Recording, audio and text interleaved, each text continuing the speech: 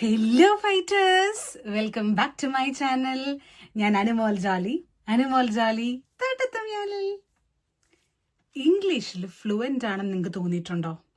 അങ്ങനെയാണെങ്കിൽ നിങ്ങൾക്ക് തന്നെ നിങ്ങൾ ഫ്ലുവൻ്റ് ആണെന്ന് പ്രൂവ് ചെയ്യാൻ വേണ്ടിയിട്ട് ഈ 3 ഗ്രാമർ മിസ്റ്റേക്സ് നിങ്ങൾക്ക് കണ്ടുപിടിക്കാൻ പറ്റുമോ നോക്ക്. അപ്പോൾ ഗ്രാമർ മിസ്റ്റേക്സിലോട്ട് കടക്കുന്നതിന് മുമ്പ് നിങ്ങൾ ആദ്യമായിട്ടാണ് എൻ്റെ ചാനൽ കാണുന്നുണ്ടെങ്കിൽ നമ്മുടെ ഈ ചാനലിനകത്ത് ഇംഗ്ലീഷിനെ പറ്റിയിട്ടും ഇംഗ്ലീഷ് ഗ്രാമറിനെ പറ്റിയിട്ടും ഒരുപാട് വീഡിയോസ് ചെയ്തിട്ടുണ്ട്. അതേപോലെ നിങ്ങൾക്ക് അടിപൊളി ഒരു ടൈം ടേബിളും സ്റ്റഡി ഷെഡ്യൂളും ഒക്കെ ഞാൻ ഇവിടെ ചെയ്തിട്ടുണ്ട്. അതിൻ്റെയൊക്കെ ലിങ്ക് മുകളിൽ ഐ ബട്ടണിലും ഡിസ്ക്രിപ്ഷൻ ബോക്സിനകത്തും ഉണ്ടാവും. അതിനകത്ത് കയറി നോക്കിയാൽ മതി. അപ്പോൾ ഇപ്പം തന്നെ ചാനൽ സബ്സ്ക്രൈബ് ചെയ്തോ, അല്ലെങ്കിൽ അടുത്ത വീഡിയോസ് ഒന്നും നിങ്ങൾ കാണാതെ പോകും കേട്ടോ. അപ്പോൾ ആദ്യത്തെ സെൻറ്റൻസ് ഇതാ, me and my friend went to the store. ഈ സെൻറ്റൻസിനകത്ത് ഗ്രാമർ മിസ്റ്റേക്ക് ഉണ്ടോ? ഉണ്ടെങ്കിൽ എന്താണ്? കമൻറ്റ് ചെയ്യുക.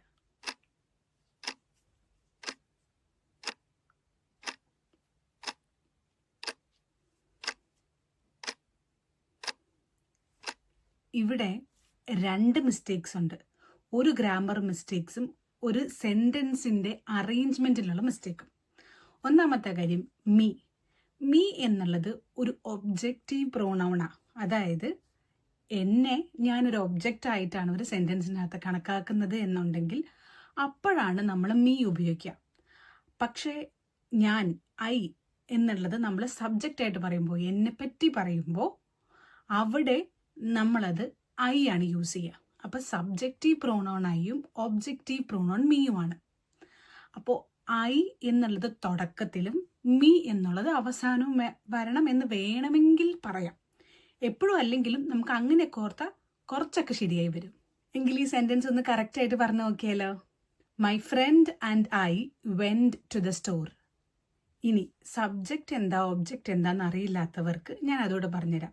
സബ്ജക്റ്റ് എന്ന് പറഞ്ഞു കഴിഞ്ഞാൽ ഒരു സെൻറ്റൻസിനകത്ത് ആരെ പറ്റിയാണോ പറയുന്നത് അത് സബ്ജക്റ്റ്. ഇപ്പോൾ example, I am going to church. അപ്പോൾ ഞാൻ പള്ളിയിൽ പോവാണ്. അപ്പോൾ ആരെ പറ്റിയാണ് പറയണത്? എന്നെ പറ്റിയാണ് പറയുന്നത്. അവിടുത്തെ പ്രവൃത്തി എന്താ? പോവുകയാണ്. ആരാ പോകുന്നത്? ഞാനാ പോകുന്നത്. സോ മെയിൻലി ഞാൻ എന്ത് ചെയ്യുന്നു എന്നാണ് പറയുന്നത്. അപ്പോൾ ഒരു സെൻറ്റൻസിൽ ആരെ പറ്റിയാണോ പറയുന്നത് അതാണ് സബ്ജക്റ്റ്. ഇനി ആരെ പറ്റിയാണ് എന്ന് മനസ്സിലായിട്ടില്ല എന്നുണ്ടെങ്കിൽ ആ സെൻറ്റൻസിനകത്തുള്ള പ്രവൃത്തി ഉണ്ടല്ലോ, വേർബ്.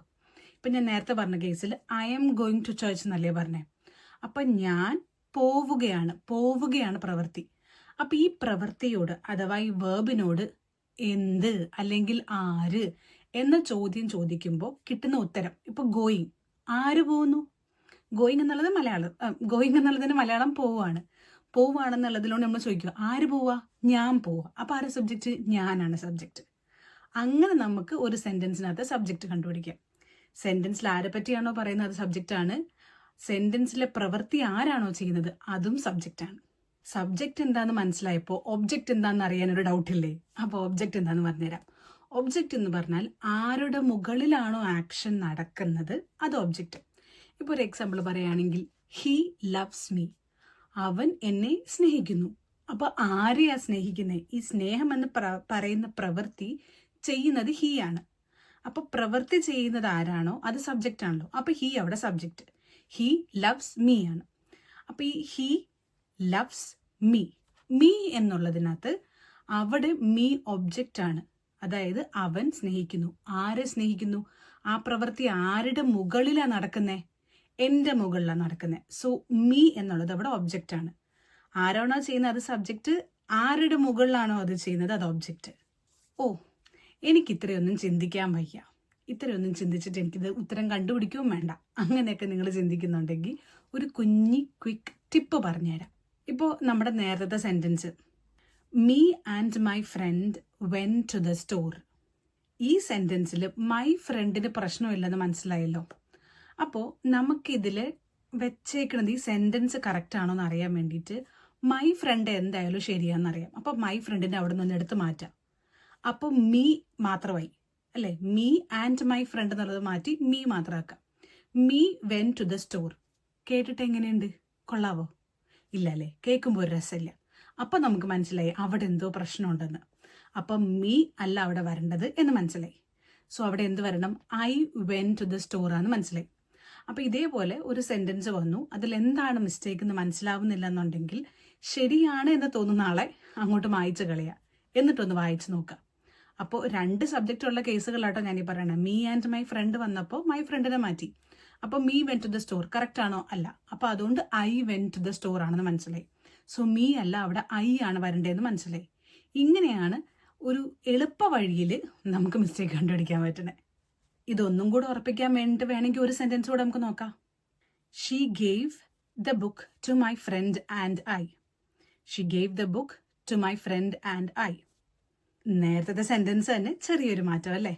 അപ്പൊ ഇവിടെ ഞാൻ നേരത്തെ പറഞ്ഞ ടിപ്പ് ഒന്ന് ഉപയോഗിച്ച് നോക്കിയാലോ. She gave the book to my friend and I അല്ലേ? മൈ ഫ്രണ്ടിന് പ്രശ്നമൊന്നുമില്ല, മൈ ഫ്രണ്ടിനെ അങ്ങോട്ട് മാറ്റി നോക്കി നോക്കിയാലോ. She gave the book to I. ശരിയാണോ? കേട്ടിട്ട് അത്ര ശരിയായി തോന്നുന്നില്ല അല്ലേ? അങ്ങനെയാണ്, അത് തന്നെയാണ് മിസ്റ്റേക്ക്. അവിടെ ഐ വന്നിട്ടുണ്ട്. She gave the book to I എന്നുള്ളത് കേൾക്കാൻ തെറ്റാണ്. അപ്പോൾ നമുക്ക് മനസ്സിലായി അവിടെ മിസ്റ്റേക്ക് ഉണ്ടെന്ന്. അപ്പോൾ നമുക്കൊന്ന് മീ ഇട്ട് വായിച്ചു നോക്കിയാലോ. She gave the book to me. കൊള്ളാം, കുഴപ്പമില്ല. അപ്പോൾ അതാണ് കറക്റ്റ് അവിടെ. അപ്പോൾ എങ്ങനെയാ വരണ്ടേ? She gave the book to me എന്നാണ് വരേണ്ടത്. ഇനി അത് ഫുൾ സെന്റൻസിൽ പറയുമ്പോഴോ, she gave the book to my friend and me. എളുപ്പ വഴി പറഞ്ഞെന്ന സ്ഥിതിക്ക് ഇനി ഞാൻ നോർമൽ ആയിട്ടുള്ള വഴി പറഞ്ഞുതരാം.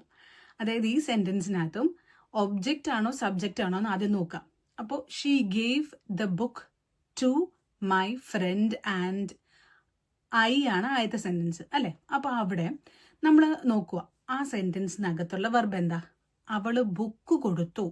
കൊടുത്തു എന്നുള്ളതാണ് അവിടുത്തെ വെർബ്, ശരിയല്ലേ? അത് ആരാ ചെയ്തേ? ഷീ ആണ് ചെയ്തത്. അപ്പോൾ അവൾ അവിടെ സബ്ജക്റ്റായി അല്ലേ? പ്രവൃത്തി ആരാണോ ചെയ്യുന്നത് അത് സബ്ജക്റ്റ് എന്നല്ലേ നേരത്തെ പറഞ്ഞേ? അതെ, അപ്പോൾ അത് കറക്റ്റായി. ഇനി അടുത്തത് എന്താ? ഈ പ്രവൃത്തി ആരുടെ മുകളിലാണ് ചെയ്തേ? എൻ്റെ മുകളിലാണ് ചെയ്തത്. ഒരാളുടെ മുകളിൽ ഒരു കാര്യം ചെയ്യുമ്പോൾ അത് ഒബ്ജക്റ്റ് ആണോ സബ്ജക്റ്റ് ആണോ? ഒബ്ജക്റ്റ് ആണല്ലേ. ഐ എന്നുള്ളത് സബ്ജക്റ്റ് ആയിട്ട് വരുമ്പോൾ നമ്മൾ ഉപയോഗിക്കുന്ന പ്രോണൗൺ ആണ്. മീ എന്നുള്ളത് ഒബ്ജക്റ്റ് ആയിട്ട് വരുമ്പോൾ ഉപയോഗിക്കുന്ന പ്രോണൗൺ ആണ്. അപ്പം എങ്ങനെയാ വരണ്ടേ? She gave the book to me എന്നാ വരണ്ടേ, കാരണം അവിടെ ഒബ്ജക്റ്റീവ് പ്രോണൗൺ അല്ലേ വരേണ്ടത്. ഇനി ഇതൊക്കെ കൺഫ്യൂസിങ് ആണെന്ന് തോന്നുന്നുണ്ടെങ്കിൽ ഞാൻ പറഞ്ഞ ക്വിക്ക് ടിപ്പ് യൂസ് ചെയ്താൽ മതി കേട്ടോ. പറഞ്ഞ പോലെ നിങ്ങൾക്ക് ഇതുപോലത്തെ ടിപ്സ് ഇനി ആവശ്യമുണ്ടോ? അതിനുണ്ടല്ലോ, ഞാൻ കുറേ ടിപ്സ് ഓൾറെഡി ഈ ചാനലിനകത്ത് ചെയ്തിട്ടുണ്ട്. ഇനി അതല്ല, ഇങ്ങനെ ട്രിക്കുകളൊക്കെ ഉപയോഗിച്ച് ടിപ്സൊക്കെ ഉപയോഗിച്ചിട്ട് ഇംഗ്ലീഷ് ഗ്രാമർ നല്ല എളുപ്പത്തിൽ അടിപൊളിയായിട്ട് പഠിക്കണം എന്നുണ്ടെങ്കിൽ എൻ്റെ ഇംഗ്ലീഷ് ഗ്രാമറിൻ്റെ കോഴ്സുണ്ട്. താഴെ ഡിസ്ക്രിപ്ഷൻ ബോക്സിനകത്തും കമൻറ്റ് സെക്ഷനിലും നോക്കിക്കഴിഞ്ഞാൽ ആ കോഴ്സിൻ്റെ ലിങ്ക് കിട്ടും. ഇനി ഇതൊന്നും വേണ്ട, നിങ്ങൾക്ക് ഇതുപോലെ കുറേ ക്വസ്റ്റ്യൻസ് ഒക്കെ അറ്റൻഡ് ചെയ്യണമെന്നുണ്ടോ ഫ്രീ ആയിട്ട്? അങ്ങനെയാണെങ്കിൽ എൻ്റെ ആപ്പ് ഡൗൺലോഡ് ചെയ്താൽ മതി. അതിൻ്റെ ലിങ്കും ഞാൻ അവിടെ കൊടുത്തേക്കാം. കമൻറ്റ് സെക്ഷനിലും ഡിസ്ക്രിപ്ഷൻ ബോക്സിനകത്തും കൊടുത്തേക്കാം. അതിൽ കയറി നോക്കിക്കഴിഞ്ഞാൽ ഒരുപാട് ഫ്രീ ക്വിസുകളും കുറച്ച് ഫ്രീ ക്ലാസ്സുകളും ഉണ്ട്. പിന്നെ ഒരു ഫുൾ കോഴ്സ് ഓൺ ഇംഗ്ലീഷ് ഗ്രാമറും ഉണ്ട്, ഫുള്ളായിട്ട് പഠിക്കണം എന്നുണ്ടെങ്കിൽ. അതല്ലെങ്കിൽ എളുപ്പത്തിന് വേണ്ടിയിട്ട് നന്നായിട്ട് യൂസ് ചെയ്യാൻ വേണ്ടിയിട്ട് ആ ക്വിസുകൾ യൂസ് ചെയ്താലും മതി കേട്ടോ. ഇനി ഇംഗ്ലീഷിൻ്റെ ക്വിസ് മാത്രമല്ല കേട്ടോ, എല്ലാ സബ്ജക്റ്റിൻ്റെയും ഉണ്ട്. അപ്പം നോക്കാൻ മറക്കണ്ടേ. ഇനി അടുത്ത കോമൺ ഗ്രാമർ മിസ്റ്റേക്കിലോട്ട് പോവാം അല്ലേ. I have less friends than before.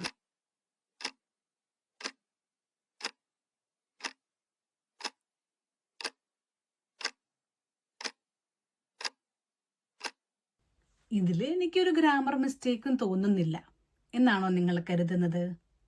അങ്ങനൊരു ചോദ്യം ഞാൻ ഇവിടെ ഇടും നിങ്ങൾക്ക് തോന്നുന്നുണ്ടോ? അല്ല, ഇതിനകത്തൊരു ഗ്രാമർ മിസ്റ്റേക്ക് ഉണ്ട്. പറയട്ടെ എന്താന്ന്. I have fewer friends than before എന്നാണ് വരേണ്ടത്. ലെസ് അല്ല. ലെസ്സും ഫ്യൂവറും ഇച്ചിരി കൺഫ്യൂസിങ്ങാ. അതുകൊണ്ട് തന്നെയാണ് ഇതൊരു കോമൺ ഗ്രാമർ മിസ്റ്റേക്ക് ആയിട്ട് ഞാൻ പറയണത്. ലെസ്സും ഫ്യൂവറും പലപ്പോഴും നമുക്ക് തിരിഞ്ഞു പോകും. എങ്ങനെയാണ് നമുക്ക് ലെസ്സും ഫ്യൂവറും തിരിച്ചറിയാൻ പറ്റുക? ലെസ്സും ഫ്യൂവും തമ്മിൽ ചെറിയൊരു വ്യത്യാസമുണ്ട്. അതെന്താണെന്ന് വെച്ച് കഴിഞ്ഞാൽ, ഫ്യൂ നമ്മൾ എണ്ണുന്ന സാധനങ്ങളുടെ കൂടെ ഉപയോഗിക്കുക, ലെസ് നമ്മൾ എണ്ണാൻ പറ്റാത്ത സാധനങ്ങളുടെ കൂടെ ഉപയോഗിക്കുക. കഠോരമായി ഇംഗ്ലീഷ് വാക്കുകളിൽ പറയണമെങ്കിൽ ലെസ് നമ്മൾ അൺകൗണ്ടബിൾ നൗൺസിൻ്റെ കൂടെയും ഫ്യൂ നമ്മൾ കൗണ്ടബിൾ നൗൺസിൻ്റെ കൂടെയാണ് യൂസ് ചെയ്യുക. നോക്ക്, നിങ്ങളോട് ആരും വന്നിട്ട്, നിങ്ങൾ ടീച്ചർ അല്ലെങ്കിൽ നിങ്ങളോട് ആരും വന്നിട്ട് ഓക്കെ ഈ ഗ്രാമർ എന്താണ്, ഇങ്ങനെ ഈ ഗ്രാമർ റൂൾ എന്താണ് എന്നൊന്നും ആരും ചോദിക്കില്ല. സെൻറ്റൻസ് കറക്റ്റായിട്ട് പറയാൻ പഠിച്ചാൽ മതി. അപ്പം അതുകൊണ്ട് തന്നെ ആ ഗ്രാമർ എന്താണ് എന്ന് മനസ്സിലാക്കുന്നതിൽ ഫോക്കസ് ചെയ്യുന്നതിനേക്കാൾ കൂടുതൽ ഇതെങ്ങനെ ഓർത്തിരിക്കാം എന്നുള്ളതിലായിരിക്കണം നിങ്ങളുടെ ഫോക്കസ് കേട്ടോ. എപ്പോഴും നമ്മൾ ഗ്രാമറിൻ്റെ വലിയ വലിയ വാക്കുകളൊന്നും നോക്കേണ്ട കാര്യമില്ല. അങ്ങോട്ട് ചെല്ലുമ്പോഴാണ് നമുക്ക് ഇംഗ്ലീഷ് അയ്യോ എനിക്ക് ഇംഗ്ലീഷ് പഠിക്കാൻ പറ്റുന്നില്ലേ എന്ന ടെൻഷൻ വരുന്നത്. അങ്ങനെയൊന്നും ചെയ്യേണ്ട കാര്യമില്ല. അപ്പം കൗണ്ടബിൾ അൺകൗണ്ടബിൾ നൗൺ എന്താണെന്നല്ലേ ആലോചിക്കുന്നത്. കൗണ്ടബിൾ എന്ന് പറഞ്ഞാൽ എണ്ണാൻ പറ്റുന്ന സാധനങ്ങൾ.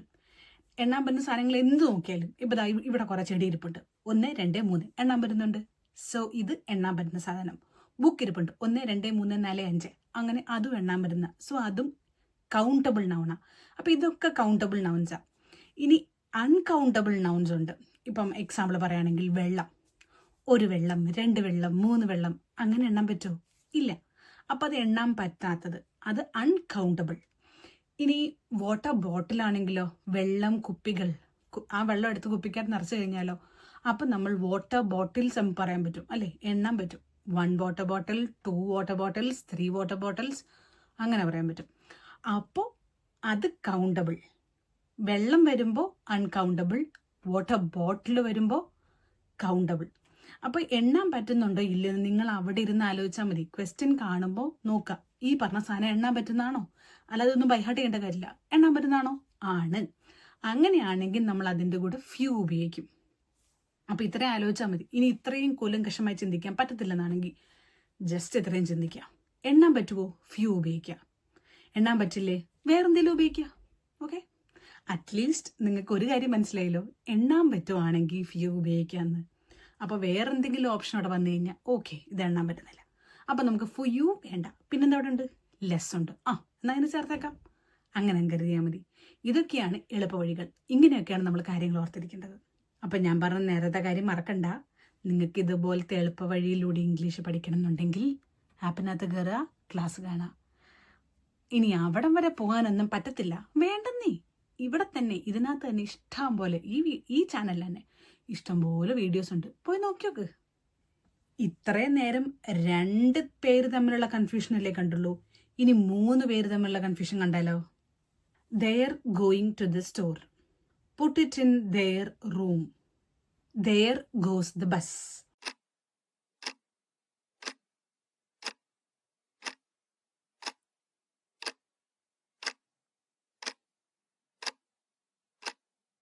ആദ്യം കറക്റ്റ് സെൻറ്റൻസ് പറയാം, എന്നിട്ട് അതിനകത്ത് മിസ്റ്റേക്സ് പറഞ്ഞുതരാവേ. They are going to the store. അതിനെ ഷോർട്ട് ഫോം ആക്കിയിട്ട് അപ്പോസ്ട്രഫി ആർ ഇട്ടിട്ട് they are going to the store. അടുത്ത സെൻറ്റൻസ് put it in their room. അടുത്തത് ദർ ഗോസ് ദ ബസ്. അപ്പോൾ ആ 3 കൺഫ്യൂസിങ് ആയിട്ടുള്ള വേർഡ്സ് മനസ്സിലായില്ലേ? Their, they are, there. ഇനി ഓരോന്നും എന്താണെന്ന് ഞാൻ പറഞ്ഞുതരാം. ദെയർ, THEIR, അത് പൊസഷനെ കാണിക്കുന്നു. മലയാളത്തിൽ പറയുകയാണെങ്കിൽ അവരുടെ എന്ന മീനിങ് ആണ്. ഇറ്റ് ഇസ് ദെയർ കാർ, അത് അവരുടെ കാറാണ്. ഇറ്റ്സ് ദെയർ ബുക്ക്, ഇത് അവരുടെ ബുക്കാണ്. ഇറ്റ്സ് ദെയർ ഹൗസ്, ഇത് അവരുടെ വീടാണ്. അപ്പോൾ ഒരാളുടെ പൊസഷൻ, അതായത് അവർക്കുള്ള സാധനങ്ങളെ പറ്റി പറയാൻ വേണ്ടിയിട്ട് നമ്മൾ ദെയർ ഉപയോഗിക്കുന്നു. ഇനി THERE, ദെയർ, അത് ഒരു പ്ലേസിനെ റെപ്രസെൻ്റ് ചെയ്യും. ഇപ്പോൾ എക്സാമ്പിൾ പറയുകയാണെങ്കിൽ put the book over there, അവിടെ കൊണ്ടുപോയി ബുക്ക് വെക്കണം കേട്ടോ, അത് ആ സ്ഥലത്ത്. അതാണ് put the book over there. അതൊരു പ്ലേസിന്, ഒരു ഇന്ന സ്ഥലത്തിനെ നമ്മൾ റെഫർ ചെയ്യുന്നതിനെയാണ്, അതായത് ഒരു സ്ഥലത്തിനെ നമ്മൾ റെഫർ ചെയ്യുന്നതാണ് ഈ ദെയർ വെച്ചിട്ട്, THERE വെച്ചിട്ട്. അപ്പോൾ put the book there, put your blanket over there, put the pen here എന്നൊക്കെ പറയില്ലേ. ദെയർ, ഹിയർ ഒക്കെ സിമിലർ, ഒരു പ്ലേസിനെ റെപ്രസെൻ്റ് ചെയ്യുന്നതാണ്. ഇനി ദേ ആർ എന്നുള്ളതിൻ്റെ ഷോർട്ട് ഫോം ആയിട്ട് THEY ഇടാറുണ്ട്. ദേ ആർ കമ്മിങ് ടുമോറോ ഒരു എക്സാമ്പിളാണ്. അവർ നാളെ വരുന്നു. ദേ ആർ എന്നുള്ള മീനിങ്ങിലാണ് ദെയർ ഉപയോഗിക്കാറ്. ഐ മീൻ THEY ഉപയോഗിക്കാറ്. അപ്പോൾ they are coming tomorrow, they are going to the house, they are going to the church, അങ്ങനെയൊക്കെ നമ്മൾ പറയും. നേരത്തെ പറഞ്ഞു തന്ന പോലത്തെ കുറച്ച് ടിപ്സും കൂടി ഇതിനകത്ത് പറഞ്ഞു തരട്ടെ. ദേ ആറാണ് വരുന്നതുണ്ടെങ്കിൽ, അതായത് അപ്പോസ്ട്രഫി ആർ ഇട്ടിട്ട് വരുവാണെങ്കിൽ എന്ത് ചെയ്യണമെന്ന് വെച്ച് കഴിഞ്ഞാൽ അവിടെ അത് നമ്മൾ പെൻസിൽ വെച്ചൊന്ന് വെട്ടിയിട്ട് അവിടെ ദേ ആറെന്ന് എഴുതുക. എന്നിട്ട് സെന്റൻസ് ഫുള്ളായിട്ട് വായിച്ചു നോക്കുക. ശരിയാവുന്നുണ്ടോ? ശരിയാവുന്നുണ്ടെങ്കിൽ അപ്പോസ്ട്രോഫി R ഇട്ടാലും കറക്റ്റ് തന്നെ.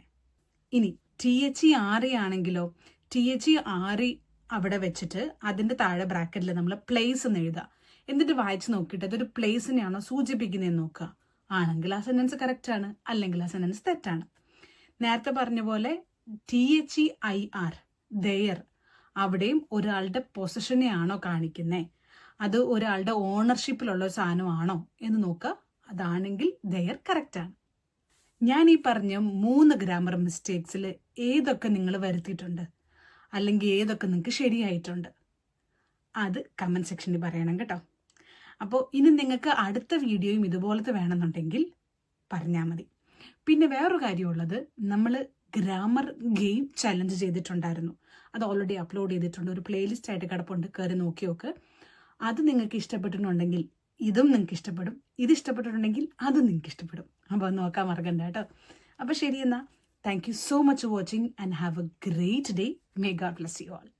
പിന്നെ എൻ്റെ വീഡിയോസേ കാണാതെ പോവാതിരിക്കണമെങ്കിലേ നിങ്ങൾ ഈ ചാനൽ സബ്സ്ക്രൈബ് ചെയ്യണം. കാരണം യൂട്യൂബിൽ ഒത്തിരി വീഡിയോസ് ഇല്ലേ. എപ്പോഴും എനിക്കിങ്ങനെ നിങ്ങളെ വന്ന് ഓർപ്പെടുത്താൻ പറ്റുമോ? അങ്ങനെ പറ്റണമെന്നുണ്ടെങ്കിൽ സബ്സ്ക്രൈബ് ചെയ്ത് നോട്ടിഫിക്കേഷൻ വരും ഞാൻ വീഡിയോ ഇടുമ്പോൾ. ശരി എന്നാൽ, ടാറ്റാ.